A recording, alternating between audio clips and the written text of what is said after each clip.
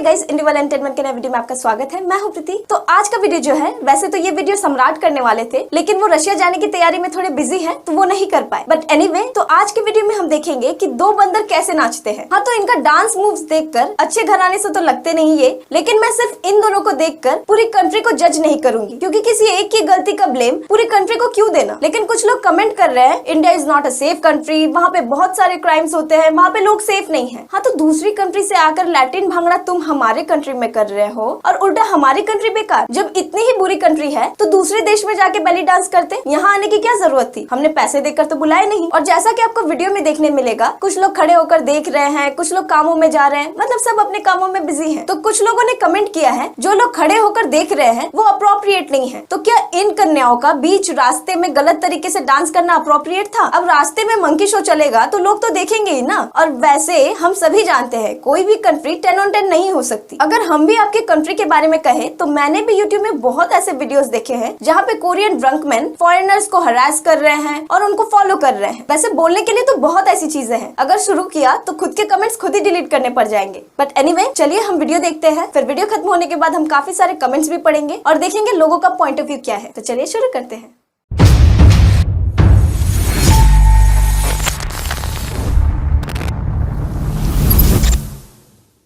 मैं हाल ही में जेनी का मुंह बंद करने जा रहा हूँ। ये बात सालों से चल रही है। बीटीएस के वी और जेनी की डेटिंग की अफवाह है। मेरे पास इसके बारे में कहने के लिए बहुत कुछ है। Welcome to YouTube's favorite K-pop show, DK News. Donald, David, lots and lots of सबसे पहले यूना और डॉन पी नेशन छोड़ रहे हैं। क्या पी नेशन गिल्टी है? मुझे नहीं पता कौन बाकी है। दूसरी बात, हमारे पास है कोरियन लाइव स्ट्रीमर्स जो अजीब डांस और रिवीलिंग क्लॉथ्स पहनकर भारत में खुद को शर्मिंदा कर रही है। आगे हमारे पास बीटीएस के बारे में, बुशान, मिलिट्री और बीटीएस के वी और जेनी के हैकिंग सिचुएशन के बारे में रिपोर्टेडली बहुत से न्यूज हैं। मैं एक्साइटेड हो रहा हूँ। हमने एक स्पेशल एड बनाया था, क्या आपको याद है? उसे योपोकी कहते हैं। ये बहुत delicious Korean soul food brand है। फर्स्ट न्यूज है कि कोरियन लाइव स्ट्रीमर्स अपने आप को इंडिया में शर्मिंदा करती हैं। क्या ये एक रैंडम न्यूज है?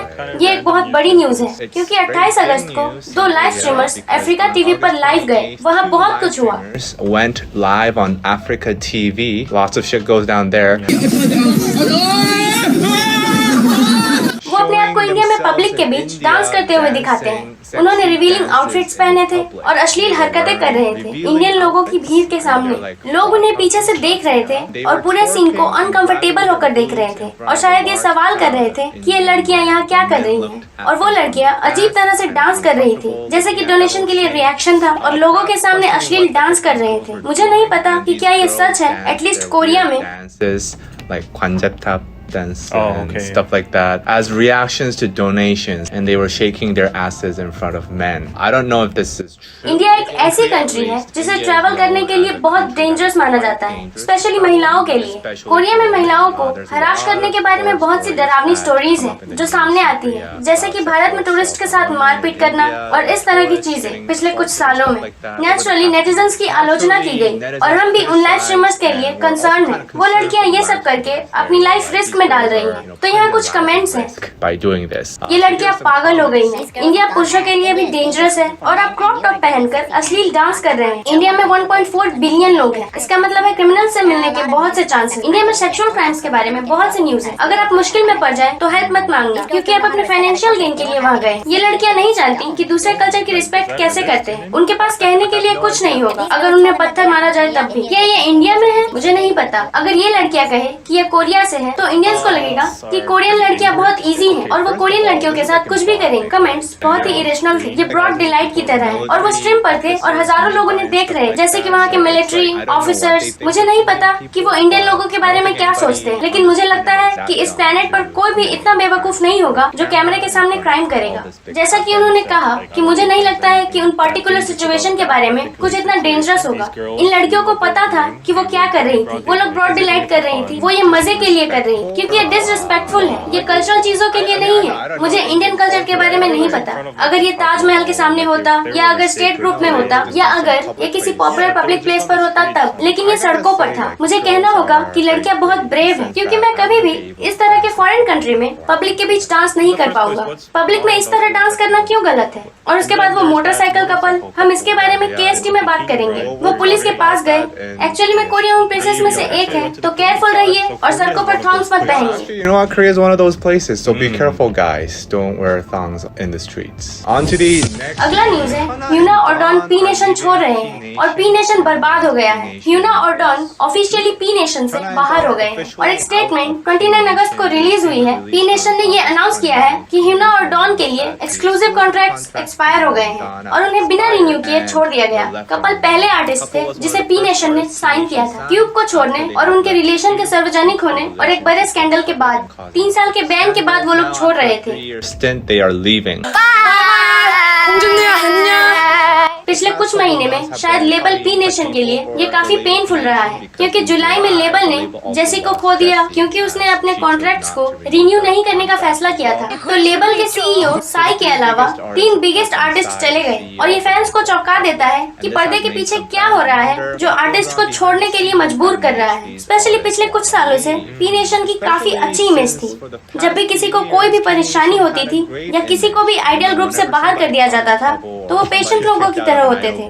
पी नेशन को उन्हें हायर करना चाहिए। अब शायद हमें लेबल में एक डिफरेंट लाइट की तरफ देखना चाहिए। मुझे नहीं पता कि क्या आप इसे एक लेबल भी कह सकते हैं। अगर इनके पास कोई आर्टिस्ट ना हो, इनके पास आर्टिस्ट है। कुछ फैंस ने इंटरव्यू में कहा कि अहाना ने कहा कि साय उसके म्यूजिक के क्रिएटिव डायरेक्शन में बहुत व्यवहारिक और कंट्रोलिंग था और इस तरह नेटिजन्स ने थ्योरीज को डेवलप किया जिससे आर्टिस्ट साइज कंट्रोल से फ्री होना चाहते हैं और वो अपना काम करना चाहते हैं। दूसरों ने सजेस्ट किया कि चाइना और डॉन के पास पी नेशन में अपने स्ट्रिंट के दौरान प्रोडक्ट के कॉस्ट की भरपाई करने के लिए इतने हिट्स नहीं थे, इसलिए पी नेशन वो था जो रिव्यू नहीं करना चाहता था। वो सभी अफवाह और ओपिनियंस हैं।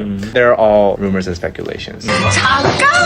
लेकिन अब तक आपने कहा कि केवल साय बचा है, लेकिन वास्तव में पी नेशन में 6 आर्टिस्ट हैं। शाय, क्रश, हेज, फिनोमेको, स्विंग्स और TNX बॉय ग्रुप में। ये उनकी करंट सिचुएशन है। मैं कहूँगा कि वो लोग बहुत टेरिबल कर रहे हैं, जैसे उनकी बिगेस्ट आर्टिस्ट थी और साय से डिफरेंट थी। Apart from Psy.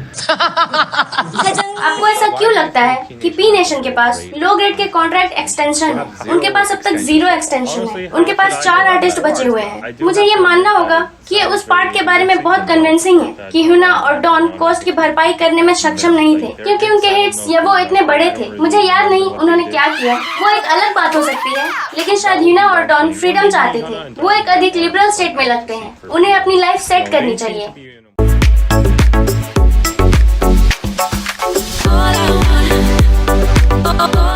तो पहला कमेंट है जेसन रोनाल्ड। इन्होंने लिखा है, ये कोई आश्चर्य की बात नहीं है कि जब महिलाएं क्लियरली एक तमाशा क्रिएट कर रही थी और अजीब तरह से डांस कर रही थी। मुझे लगता है कि इस तरह का बिहेवियर दुनिया में कहीं भी नॉर्मल नहीं है। इंडिया में फॉरेनर्स की सेफ्टी को लेकर सब बोलते हैं कि वो सेफ प्लेस नहीं है, तो हर कंट्री में ऐसी जगह होती है जहां लोगों को जाना चाहिए या जहां लोगों को नहीं जाना चाहिए। कहा जा रहा है कि इंडिया में ट्रैवल करना उतना डेंजरस नहीं है जितना कि फॉरेनर्स मानते हैं। और हाँ, यहाँ लोगों द्वारा पत्थर फेंकने या ऐसी कोई पनिशमेंट नहीं है। यहाँ ज्यादा से ज्यादा आप पे बस पब्लिक में इम्प्रॉपर बिहेवियर करने के चार्ज लगाए जाएंगे। फिर जोन्स क्रैब ने लिखा है, मैं इंडियन तो नहीं हूँ, मैं साउथ एशियन हूँ और मुझे लगा मुझे ये कहना पड़ेगा। जब भी इस तरह की चीजें ईस्ट एशियन जैसे जापान, चाइना, कोरिया जैसे देशों में या इटली जैसे दूसरे कल्चरल कंट्रीज में होती है तो एवरी सिंगल पर्सन ये कहता है आपको उनके कल्चर की रिस्पेक्ट करनी चाहिए या ये उनके कल्चर का अपमान है। लेकिन जब भी बात साउथ एशिया की आती है हमें पहले ही डेंजरस का टैग दे दिया जाता है। ये बिल्कुल भी इंडियन के लिए कॉमन नहीं था, तो ऑब्वियसली लोग देखेंगे ही। और ये लड़कियां लोगों के सामने अश्लील हरकतें कर रही थी। लोगों को अपने परिवेश का रिस्पेक्ट करना होगा। उन लड़कियों ने खुद वो ऑकवर्ड सिचुएशन क्रिएट किया। रही बात डेंजरस की, तो सभी कंट्री डेंजरस है। कुछ जगह है जहां आपको जाना चाहिए और कुछ जगह है जहां आपको जाना अवॉइड करना चाहिए। बात तो सही कही इन्होंने। लोग खुद ऐसी सिचुएशन क्रिएट करते हैं, फिर बाद में ब्लेम कंट्री और कंट्री के लोगों पर आती है। अब जैसे आपके एक्शंस होंगे आपको रिएक्शन भी तो वैसा ही मिलेगा ना। फिर नेक्स्ट कमेंट है ट्रिफिनेंटल। इन्होंने लिखा है, I mean, वर्ल्ड डेंजरस है महिलाओं के लिए क्योंकि इसमें पुरुष भी शामिल है। मैं आप लोगों को बहुत पसंद करता हूं और मुझे लगता है कि आप उन टॉपिक्स के बारे में बहुत अच्छी तरीके से जानते हैं जिन पर आपने बात करने के लिए चुना है। लेकिन इंडिया के बारे में वो सारे कमेंट्स जो कि सही नहीं थे और ये साबित करती है कि कैसे मीडिया एजुकेटेड माइंड्स को भी गलत तरीके से मिस एजुकेट कर सकती है। फिर एग्नेस्ट ऑगस्टिन ने कमेंट किया है, इंडिया अनसेफ है। इंडिया ऐसी कंट्री है जहां टिकटॉक और इंस्टा एग्जिस्ट करती है। ये बिल्कुल भी अनकॉमन नहीं है लोगों को पब्लिक प्लेसेस में डांस करते देखना। और हमें इंडिया से ऐसी केसेस सुनने को नहीं मिलती जहां लोग लाइव स्ट्रीमर्स को और इन्फ्लुएंसर्स को हरास करते हैं। It's better to just be safe. ये कॉमन सेंस है। मैं भी कोरिया जाकर ऐसे ही करूंगा। बात में तो दम है। मैंने भी कई ऐसे वीडियोस देखे हैं जहां फॉरेनर्स को ड्रंक मैन परेशान करते हैं, हरास करते हैं और यहाँ तक कि उनको फॉलो करते करते उनके घर तक पहुंच जाते हैं। और जैसे कि इन्होंने लास्ट में कहा, मैं भी कोरिया जाकर ऐसे ही करूंगा। फिर अगला कमेंट है मरिया जेसना। इन्होंने लिखा है, ज्यादातर मुझे गर्व होता था ये जानकर कि कोरियन और इंडियन एक दूसरे के फ्रेंड है और एक दूसरे के कल्चर को रिस्पेक्ट करते हैं। पहली बार मुझे बुरा लग रहा है इंडिया को लेकर इतनी अपमानजनक चीजें दिखाई गई, बस ये प्रूव करने के लिए कि जो लोग वहाँ खड़े होकर तमाशा देख रहे हैं वो बुरे लोग हैं। वहाँ खड़े लोग बस इस बात को लेकर क्यूरियस थे कि लड़कियां क्या कर रही थी। उनमें से कोई भी उनके पास नहीं गया, ना ही उनसे बात की। अगर कोरियन लोग की इम्प्रेशन इंडिया के बारे में इतनी बुरी है तो ये दर्शाता है कि वो कितने बेवकूफ है। फिर अगला कमेंट है प्राउड इंडियन। इन्होंने लिखा है, एक प्राउड इंडियन सिटीजन होने के नाते मुझे बहुत दुख होता है ये जानकर कि लोग अभी भी वही पुराने ख्यालातों में जी रहे हैं। इंडिया एक डेंजरस कंट्री नहीं है। लोगों को खुद को एजुकेट करने की जरूरत है। मुझे लगता है पूरे दुनिया भर में इंडियंस सबसे ज्यादा सावधान रहते हैं। लोगों को पुरानी चीजों पे भरोसा करना बंद करना होगा जहाँ पे इंडिया को गलत तरीके से प्रिंट किया गया है और लोगों को खुद इंडिया आकर एक्सपीरियंस करना चाहिए। जो इंडिया के बारे में नहीं जानते हैं ये उनका लॉस है।